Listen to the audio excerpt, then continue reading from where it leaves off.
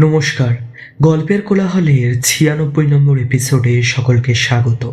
আজকের এপিসোডেও থাকতে চলেছে দুটি সত্যি অলৌকিক ঘটনা। প্রথম ঘটনাটি সৌভিক পাঠিয়েছে আমাদের ফেসবুক পেজ ইনবক্সে, আর দ্বিতীয় ঘটনাটি পাঠিয়েছে প্রভাকর দত্ত আমাদের মেল আইডিতে। দুটি ঘটনাই খুব মারাত্মক ভয়ের। প্রথম ঘটনাটি একটু ছোট আর পরের ঘটনাটি একটু বড়। শ্রোতা বন্ধুরা, তোমরাও এরকম নিজের জীবনের অলৌকিক ঘটনা বা কারোর থেকে কোনো শোনা অলৌকিক ঘটনা পাঠাতে পারো খুব সহজে আমাদের মেল আইডি গল্পের কোলাহল@gmail.com অথবা আমাদের গল্পের কোলাহলের ফেসবুক পেজ ইনবক্সে। নিচে ডেসক্রিপশনে সকল লিঙ্ক দেওয়া রয়েছে। আজকের দুটি ঘটনাই কেমন লাগলো তোমরা কমেন্ট করে জানিও, আর লাইক শেয়ার করে একটু ভালোবাসা দিও। নতুন সত্যি ভৌতিক বা অলৌকিক ঘটনা মিস না করতে চাইলে সাবস্ক্রাইব করে নিও আমাদের ছোট্ট চ্যানেল গল্পের কোলাহলকে। চলি সরাসরি আমাদের প্রথম ঘটনায়। সৌভিক যেমনভাবে আমাদের ফেসবুক পেজে ঘটনাটি লিখে পাঠিয়েছে সেরকমটাই আমি পাঠ করে শোনাচ্ছি। আমি অয়ন আছি তোমাদের সাথে।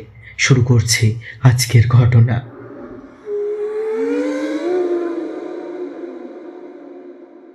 নমস্কার অয়ন, আমি সৌভিক। আমার বাড়ি বীরভূমে। তোমার চ্যানেলে আজ যে ঘটনাটা লিখে পাঠাচ্ছি সেটা কোনো বানানো ভূতের গল্প নয়, আবার এই ঘটনার যুক্তিসম্মত ব্যাখ্যা করাও সম্ভব নয়। আমি শুধু জানি যে সেদিন যদি একটা কোনো ভুল আমি করতাম তাহলে আজ আর এই ঘটনাটা লেখার অবস্থায় আমি থাকতাম না।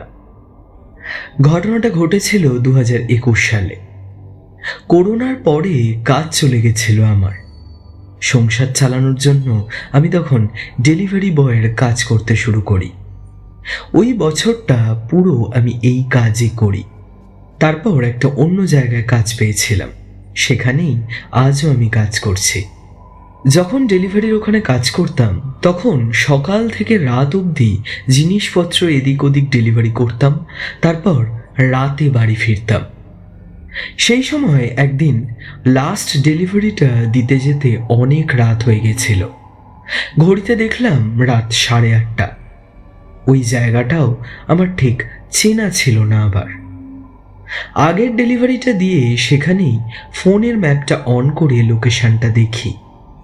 20 মিনিটের ডিস্টেন্স দেখায়। বাইকটা চালিয়ে আমি লোকেশন দেখে এগোই। সেখানে পৌঁছে এক বৃদ্ধ লোকের হাতে তার জিনিসটা ডেলিভারি দিয়ে আমি আবার ফোনে ম্যাপ খুলি আমাদের সেন্টারে ফেরার লোকেশন দেখার জন্য। লোকেশনটা গলি গলি দিয়ে একটা রাস্তা দেখাচ্ছিল। অন্ধকারের মধ্যে সেই রাস্তা দিয়ে বাইক নিয়ে আমি এগোই। আশপাশটা দেখছিলাম খুবই ফাঁকা। শর্টকাট রাস্তাটা ছিল একটা পচা খালের পাশ দিয়ে।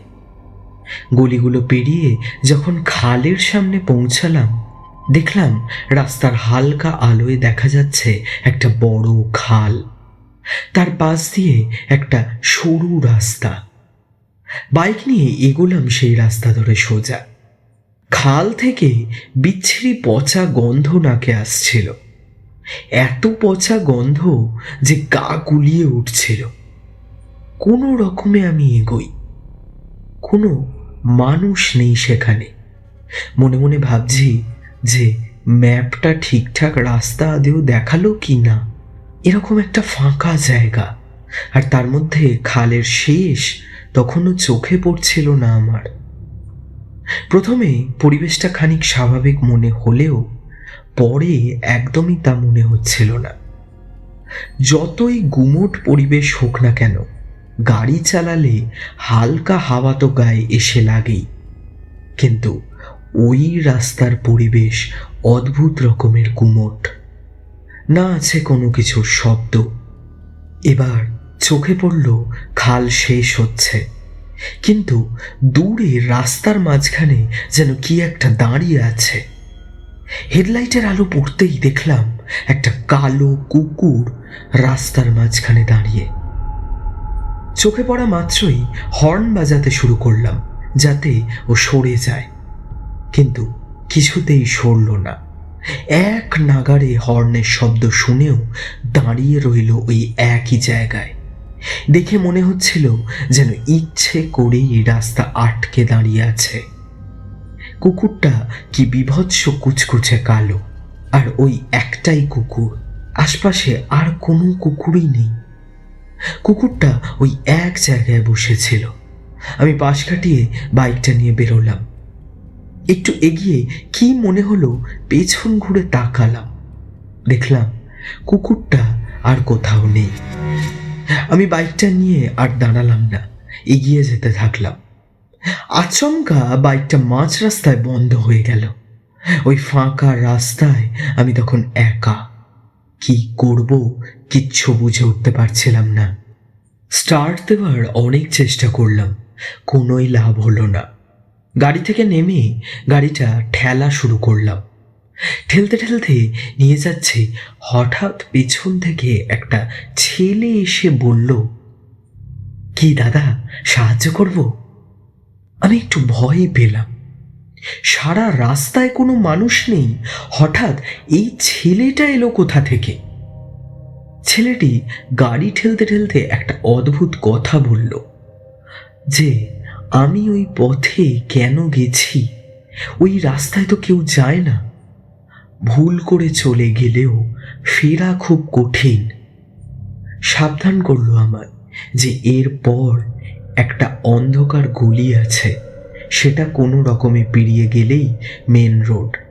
কিন্তু ওই গলির মধ্যে যদি কেউ দাঁড় করায়, থামানোর চেষ্টা করে, কোনো সাহায্য চায়, কারোর কোনো ডাকে সাড়া না দিয়ে কোনো রকমে পার করে যেতে হবে। ওই ডাকে সাড়া দিলেই সব শেষ। কিন্তু বাইক ছাড়া যাব কি করে? কি অদ্ভুতভাবে বাইকটা সঙ্গে সঙ্গে আমার স্টার্ট হয়ে যায়। আমি ঘুরে ছেলেটিকে ধন্যবাদ জানাতে যাব, দেখি কোথায় সেই ছেলে? যেন ছেলেটি হাওয়ায় মিলিয়ে গেছে। কিন্তু আমি ওই গলির দিকে না গিয়ে ওই খাল ধরেই আবার পেছনে ব্যাক করে অন্য রাস্তা ধরে রোডে উঠি। সেখানে ওই খাল পার করতেই একটা চায়ের দোকানে জল কেনার জন্য আমি দাঁড়াই। ভয় আমার গলা শুকিয়ে গেছিল। চায়ের দোকানের লোকটিকে জিজ্ঞাসা করলাম যে ওই খাল পার দিয়ে কেউ যাওয়া আসা করে না? লোকটি কিছুক্ষণ তাকিয়ে থাকে আমার দিকে, তারপর আমাকে জিজ্ঞাসা করে, তুমি কি খাল পাড়ের দিকে গেছিলে? আমি বললাম হ্যাঁ। লোকটি বলল যে আমার ভাগ্য ভালো যে আমি ভালোভাবে বেরিয়ে এসেছি। রাতের অন্ধকারে কেউ ওই রাস্তায় যায় না। ব্রিটিশ পিরিয়ডের পরপরই ওই খালটি কাটা হয়, আর সেই সময় ওই খালে প্রচুর লোককে মেরে ভাসিয়ে দেওয়া হয়েছিল। হঠাৎ করেই রাতের বেলায় ওই খালে পচা গন্ধ ছাড়তে শুরু করে, কিন্তু খাল খুব পরিষ্কার। রাতের বেলায় ওখানে কোনো মানুষই যায় না। আমি বললাম যে একজন মানুষ ছিল যে আমায় সাহায্য করেছে। লোকটি হালকা হেসে বলল, সে আদেও কি মানুষ ছিল? এরপর থেকে আমি কোনো দিনই আর ওই রাস্তার ধারে কাছে যাইনি। তবে ওই কালো কুকুর যে আমাকে প্রথমেই বাধা দিয়েছিল, আমার মনে হয় সেটি কাল ভৈরব এসেছিল স্বয়ং আমাকে ওই পথে বাধা দেওয়ার জন্য। পরে যখন আমি বিপদে পড়ি, সেই হয়তো অন্য রূপ ধরে এসে আমাকে বাঁচিয়েছিল। এটা আমার ধারণা দাদা, আমি ভুলও হতে পারি।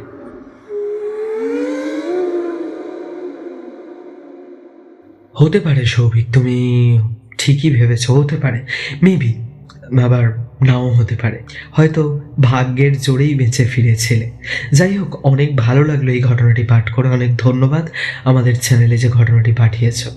শ্রোতা বন্ধুরা, জানাও তোমাদের কেমন লাগলো আজকের প্রথম ঘটনাটি কমেন্ট করে। চলি এবার দ্বিতীয় ঘটনায়, যেটা পাঠিয়েছে আমাদের মেল আইডিতে প্রভাকর দত্ত।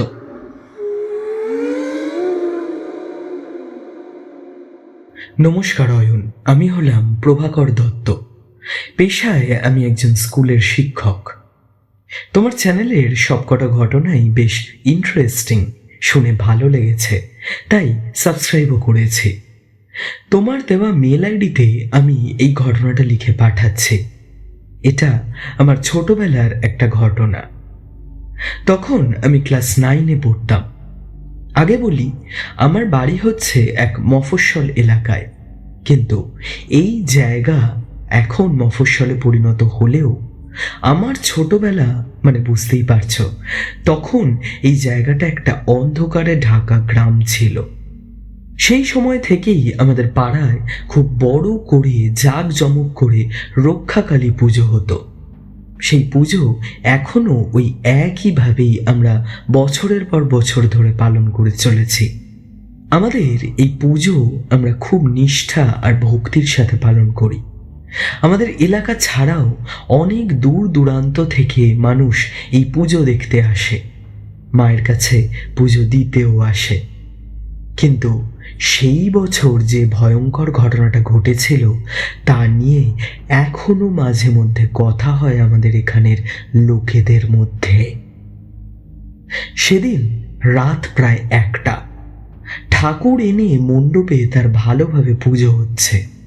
চারিদিকে আলো, ঢাকের শব্দ।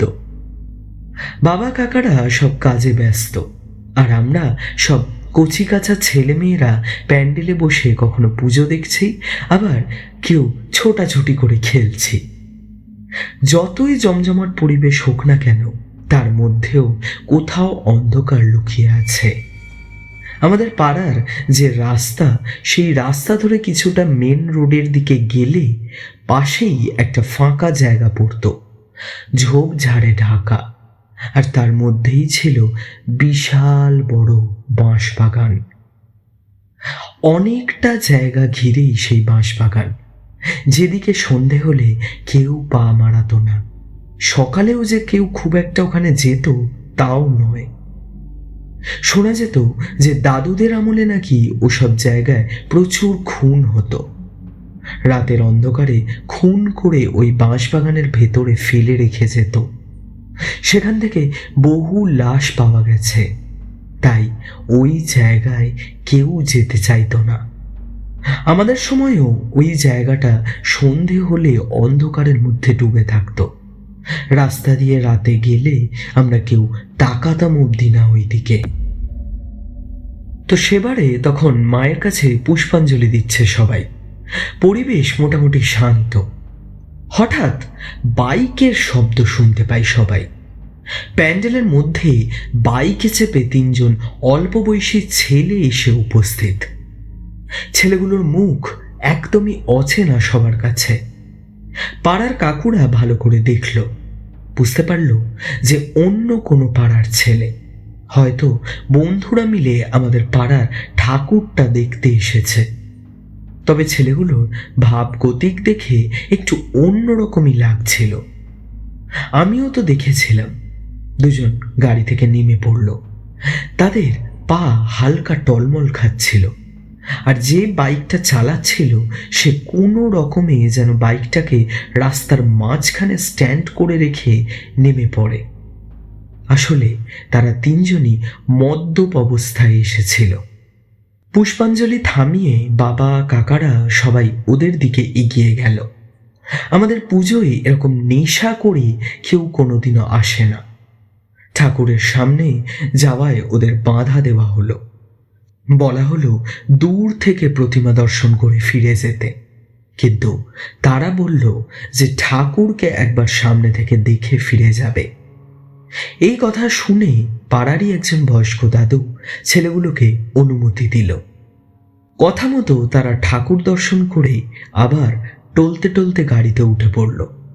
কিন্তু নেশার ঘোরে তারা কোন রাস্তা দিয়ে এসেছে সেটা কারুরই আর মনে পড়ছে না। কিছুক্ষণ দাঁড়িয়ে নিজেদের মধ্যে ওরা কি সব বলা বলি করছিল। তারপর একজন নেমে এসে কাকুদের থেকে জানতে চাইল মেন রোডে যাওয়ার রাস্তার ব্যাপারে।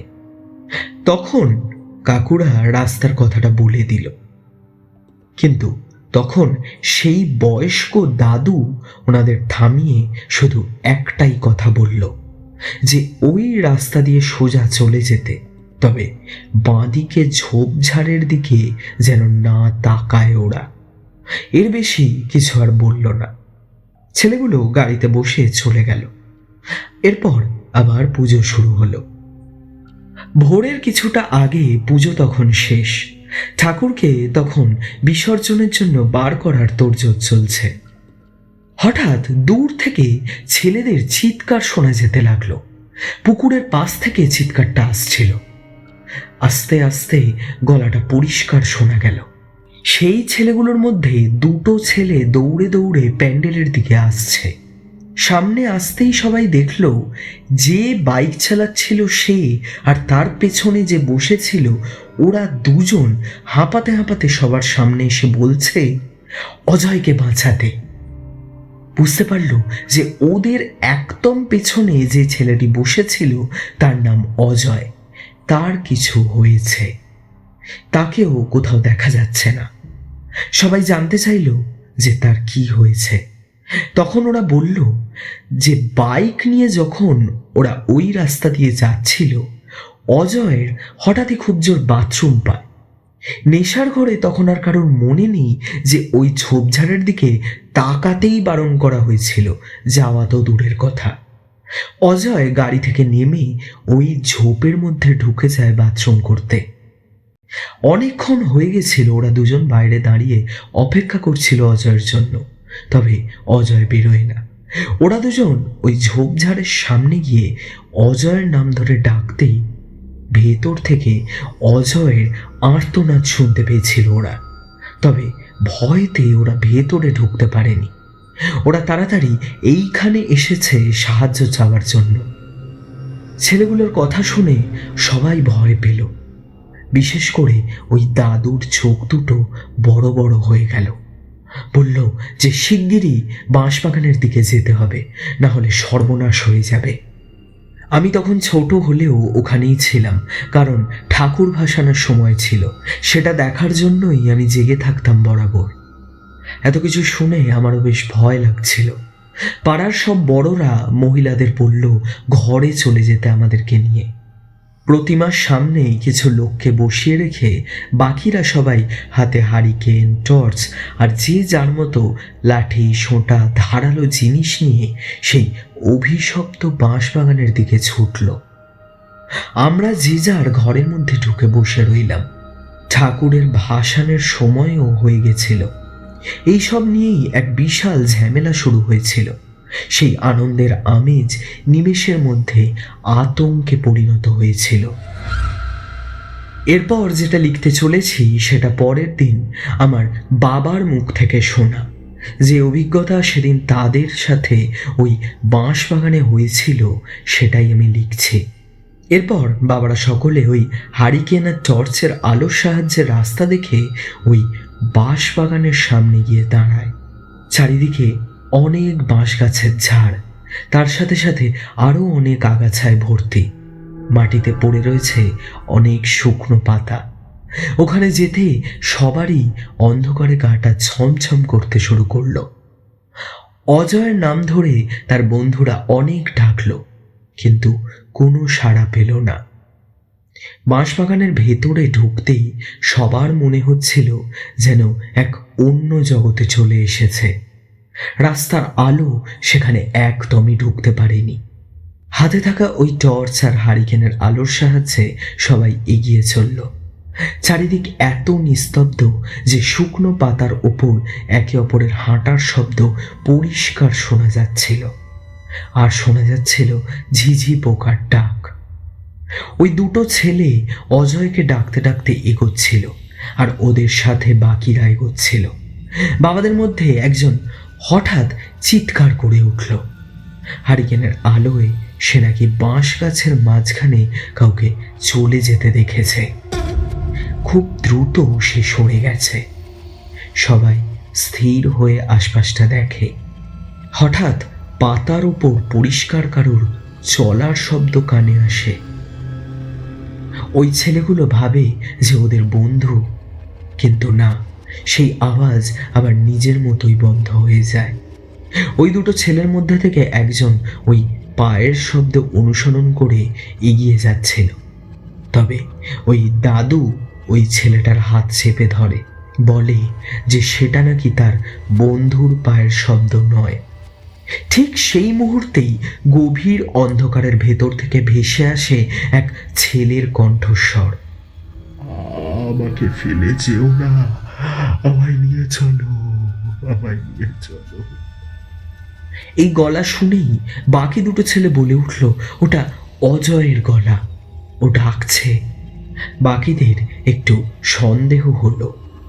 ওই জায়গার বিষয়ে তো অনেক গল্প আছে, তবে ওই ছেলেগুলো কারোর জন্য অপেক্ষা না করেই নিজেরা দৌড়ে আরও বাঁশবাগানের গভীরে ঢুকে যায়। ওদের একা না ছেড়ে বাবা আর বাকি পাড়ার সবাই দৌড়োয় ওদের পেছনে। কিছুটা যেতেই একজন হোঁচট খায় একটা জিনিসে। আলো ফেলতে দেখা যায় এক পাটি চটি পড়ে আছে সেখানে। নিচু হয়ে দেখে ছেলেগুলো বলে যে ওই চটিটা অজয়ের। তার মানে সে আরো ভেতরে কোথাও আছে। সবাই বুঝতে পারছিল যে নিশ্চয়ই কিছু বিপদ হয়েছে অজয়ের। দৌড়ে দৌড়ে এদিক ওদিক সবাই দেখা শুরু করলো। আচমকা কিছুজন চিৎকার করে সবাইকে ডাকে। বাকিরা সবাই সেদিকে তাড়াতাড়ি গিয়ে যে দৃশ্যটা দেখে, সেই কথা যখন বাবা আমায় বলেছিল তখন আমি তার মুখে ভয়ের ছাপ ফুটে উঠতে দেখেছিলাম।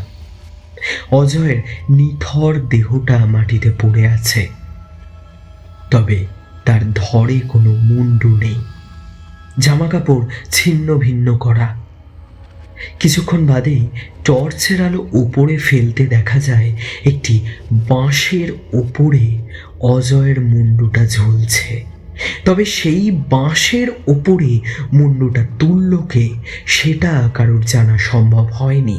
কোনো জন্তু বা জানোয়ারের পক্ষে ওই বাঁশের উপরে মুন্ডুটা তোলা সম্ভব ছিল না।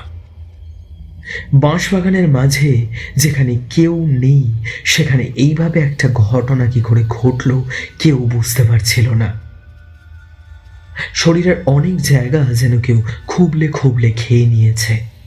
সেই মুন্ডুহীন দেহটাকে কোনো রকমে বাঁশবাগানের ভেতর থেকে বাইরে নিয়ে আসা হয়।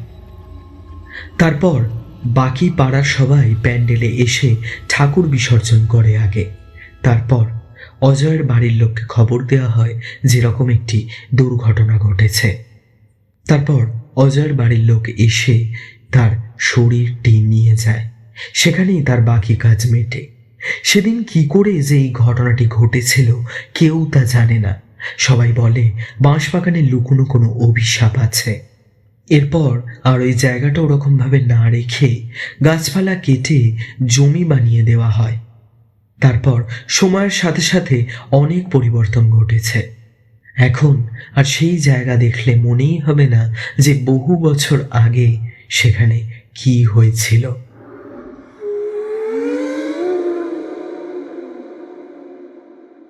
তার মানে ওই বাঁশবাগানের মধ্যে সত্যি কেউ ছিল, না হলে একটি বাঁশের অত ওপরে মুন্ডুটা গেল কি করে?